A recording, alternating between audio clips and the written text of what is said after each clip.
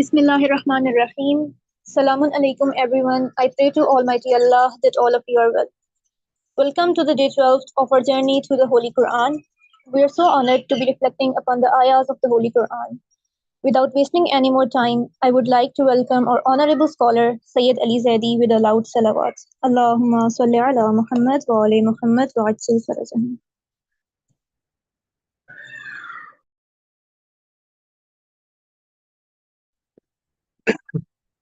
Thank you. أعوذ بالله من الشيطان الرجيم بسم الله الرحمن الرحيم الحمد والثناء لله رب العالمين والصلاة والسلام على أشرف الأنبياء والمرسلين سيدنا ونبينا وحبيب قلوبنا وشفيع ذنوبنا وطبيب نفوسنا أبي القاسم المصطفى محمد اللهم صل على محمد وآل محمد ثم الصلاة والسلام على أهل بيته الطيبين الطاهرين المعصومين لا سيما سيدي ومولاي بقية الله في الأراضين روحي وأرواح العالمين لهم الفداء رب اشرح لي صدري ويسر لي أمري واحلل عقدة من لساني يفقه قولي السلام عليكم جميعا ورحمة الله وبركاته. I pray that all of you are doing well and inshallah benefiting from the blessings of this holy month. The verse that I'd like to recite for you today is from Surah Anbiya, Surah number 21, Surah Anbiya, and verse number 35. So 21, 35. أعوذ بالله من الشيطان الرجيم كل نفس ذائقة الموت ونبلوكم بالشر والخير فتنة وإلينا ترجعون. It's a verse that's highlighting one of the most blatant, one of the clearest realities of this life, of this existence, of what we see day in and day out. These are things that we see in life. These are things that we experience in life. And basically, the Quran is highlighting for all of us that kullu nafsin dha'iqatul maut, that every soul shall taste death. Now, this is not something that sometimes death in our in our circles or in our society sometimes is a very morbid concept that, no, don't talk about death, or death is the most, it's the worst thing or the scariest thing, or even if those of us who have thought about it and have thought that, death is just something that's natural and it will happen and all of these things, even then, when it actually is something that we experience in our family or in our loved ones or in our friends or whatever it might be, that it still takes us, takes us aback, and which is almost natural, but inshallah we'll talk about it. So over here, basically, the Quran, and this is not the only place where the Quran reminds us of this, that kullu nafsin dha'iqatul maut. There's other places where the Quran says the exact same thing. Other than that, there's a pretty decent percentage.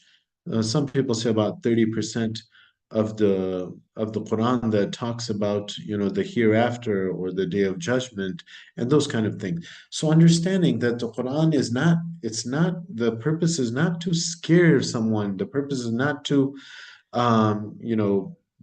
tell them that this is the worst thing that's waiting for you. No, it's just a matter of reminding us that there is a reality, and don't lose sight of that reality. It's a reality that you will face. It's a reality that not only you but everyone in this world will face. Kullu nafsin dha'iqatul maut. Understanding that this is just something that is experienced by everyone in this world.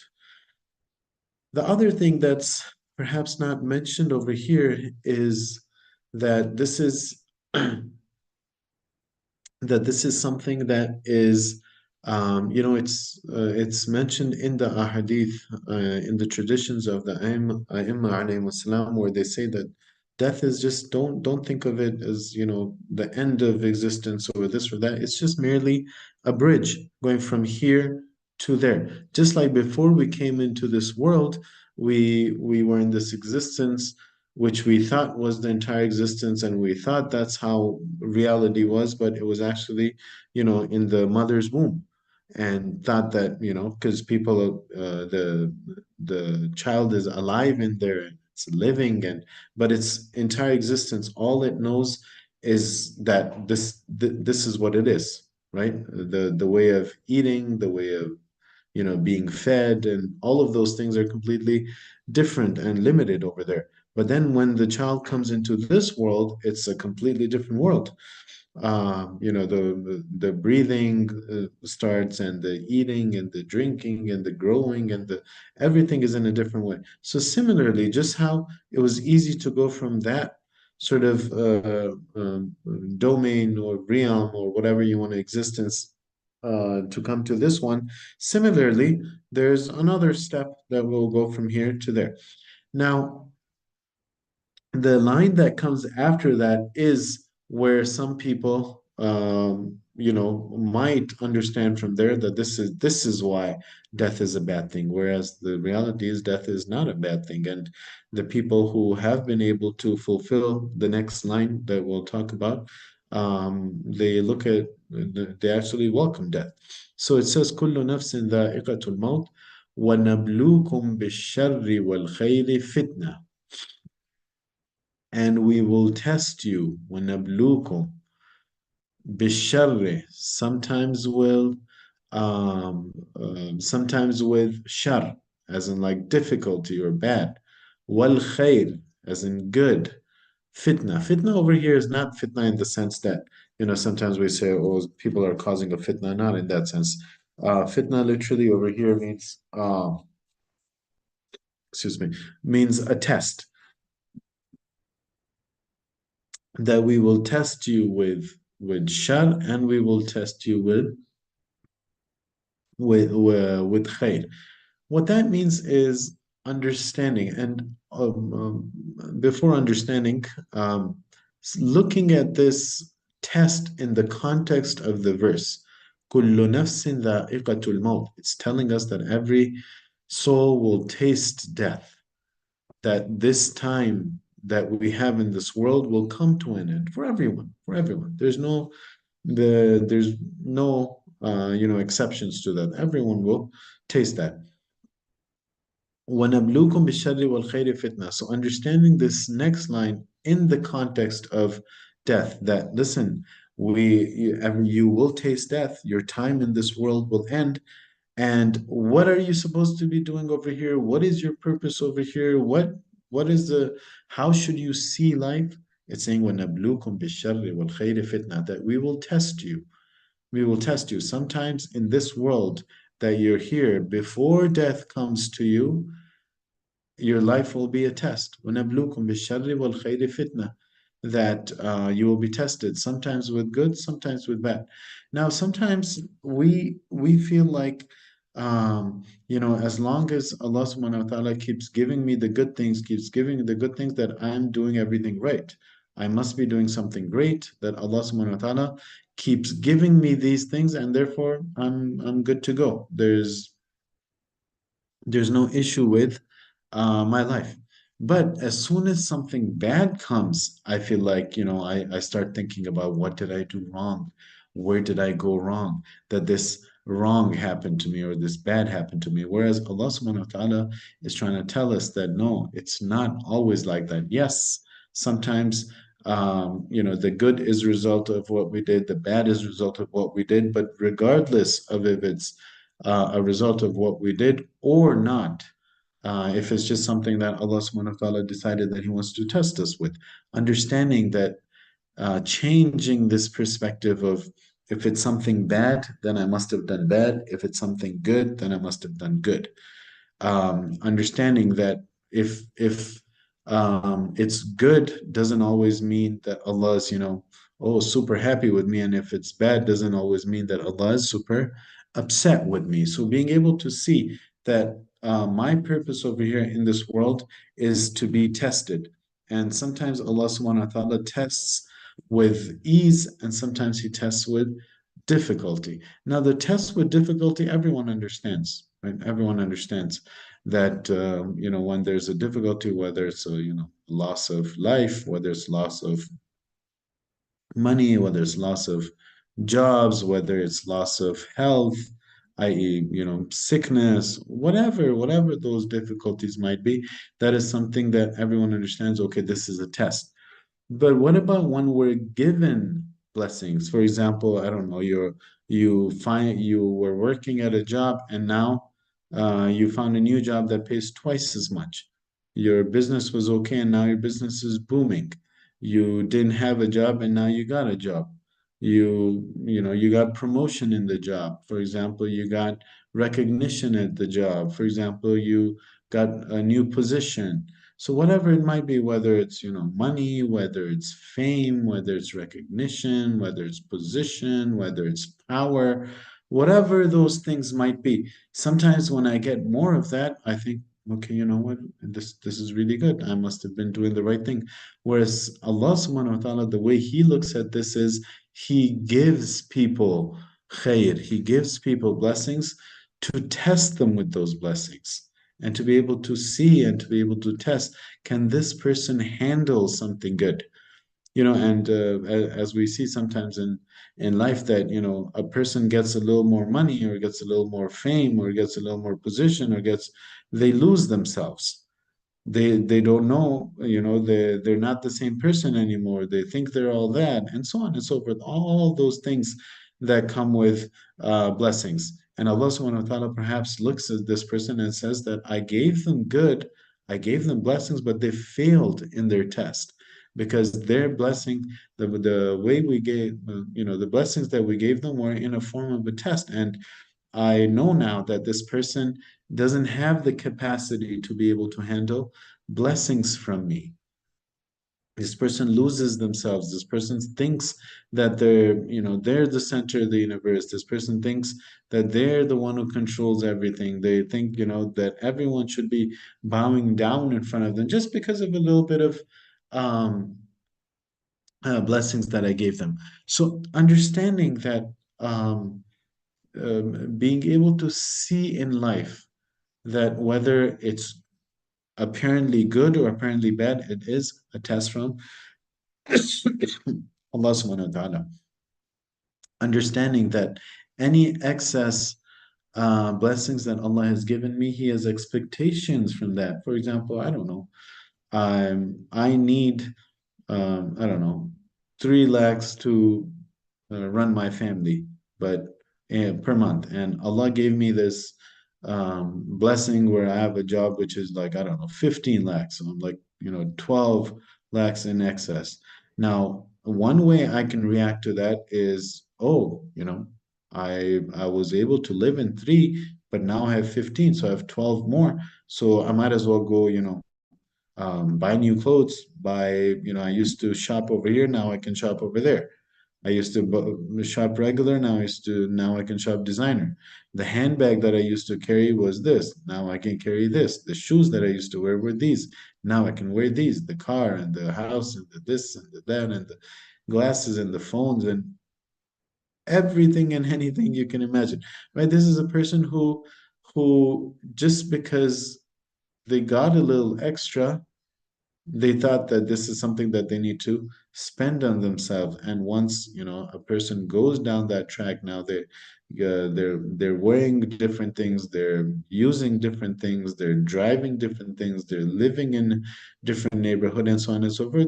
All of a sudden, if a person is not careful, they start thinking that they are the center of the world. So this is basically understanding that just because Allah gave me extra does not mean that I need to go out and spend it all on me. Maybe it was a test from Allah subhanahu wa ta'ala to see that do I have that understanding that everything that I'm getting is a blessing from Allah.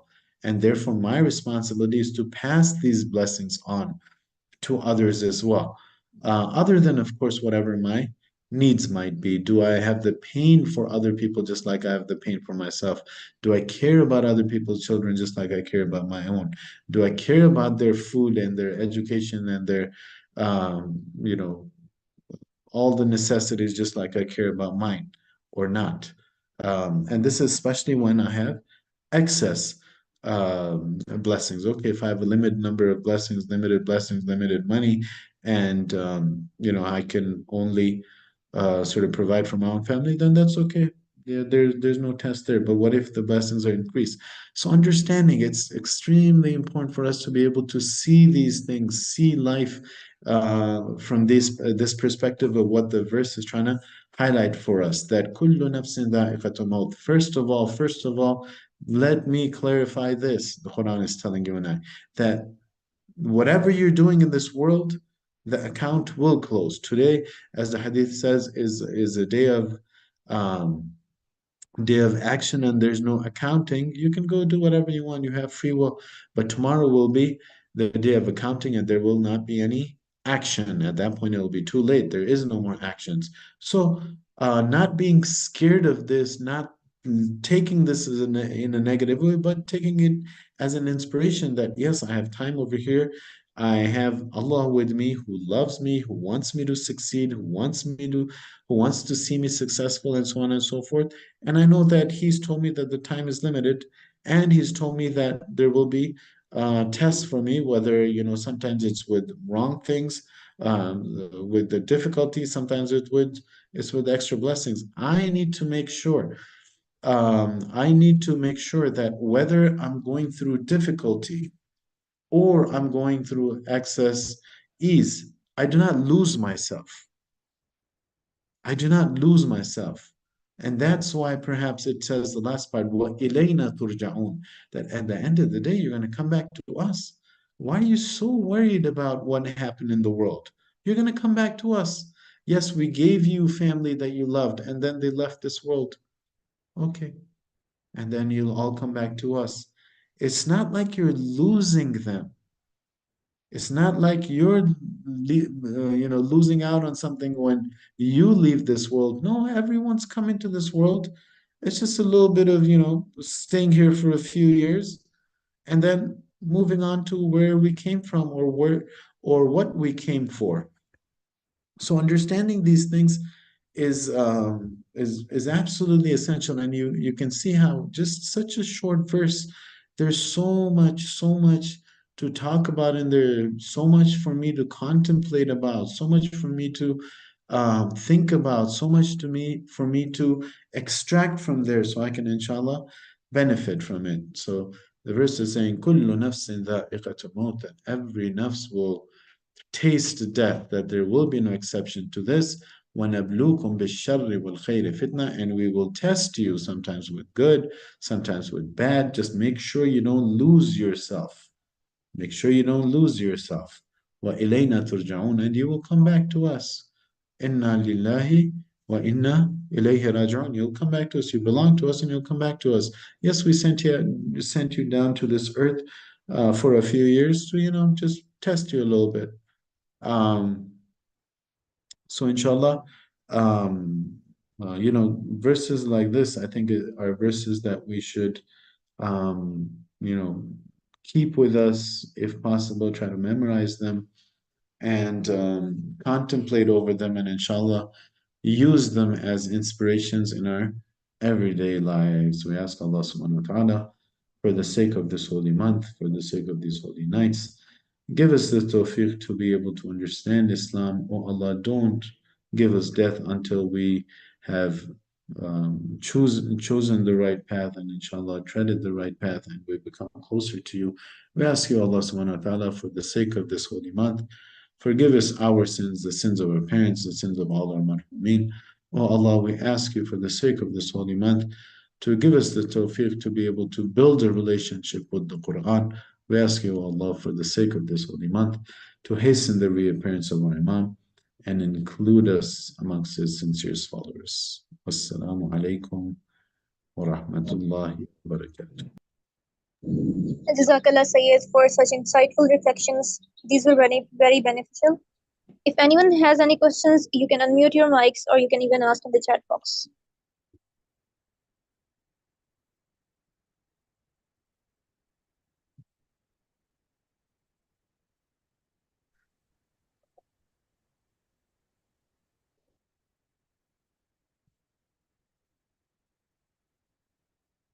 Assalamu alaikum, wa alaikum salam. Can you suggest any book on the topic of death or the afterlife?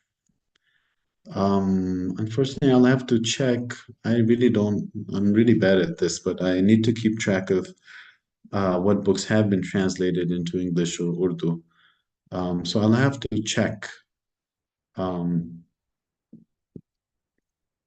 the important thing over here to remember is that there's a lot of books that talk about different types of, details of what will happen, how will it happen. I'm talking about other than the Quran. If you look at the Quran and if you just go to the 30th juz, you'll see that there's a lot of surahs in there that talk about details of the afterlife, talk about details of the Day of Judgment. So that stuff is good. Just one thing that I would highlight over here is sometimes we get bogged down with the details of, what will happen exactly when I go. How will it happen? Where will I be standing? What will I be wearing? What will this be like? And it's okay if someone is curious about that, but to realize that these questions, they don't make a difference in my life really, right? What makes a difference in my life are the more concrete principles. Like, did I understand the principles of the Quran? Did I follow through with them? Did I collect enough actions, enough rewards, enough a'mal for me to take me there? And then whatever it is like, if I've taken care of that, then regardless of anything, how it is, I will be easy. And if I haven't done that, regardless of how it is, I will not be as easy. So my sort of ability or my reality of enjoying that time or being able to get through those relatively difficult times is directly sort of proportional to how much action I've done. So obviously, I'm not saying that this question, that is what you're talking about, but just as a reminder, okay, sometimes, we're bogged down. In another place where we kind of get bogged down about details is like, what are the signs of the return of the Imam? And, I want to study the signs, I want to know the signs, and then once I know the signs, then I want to know that in this real life, is this what's happening today? Is this that sign of the reappearance of them? And all of that is okay. If someone's curious about it, would like to read, gain information, gain knowledge, that's okay. But understanding that the most important thing is, what have I done? Whether he comes today or he comes, 10 years later, or he comes 200 years later, have I done anything to be able to show him when he reappears, inshallah? So just kind of your initial question, I did mention that I need to check, but this was just a reminder, not for you, not because of the question, but just in general. It just kind of reminded me that sometimes these are the things that we as youth and sometimes even as elders ask about. So I just thought that would be something I'd mention as a reminder to, yes, it's okay to have questions. It's okay to all of those things, but being able to prioritize those questions in my mind, in my life, what is important, what is something that makes a difference in my life, and what is something that doesn't make a difference in my life.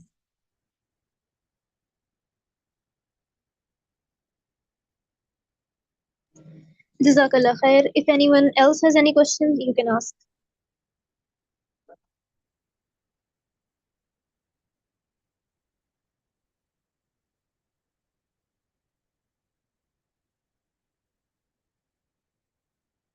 Okay, sounds like we can call it a day.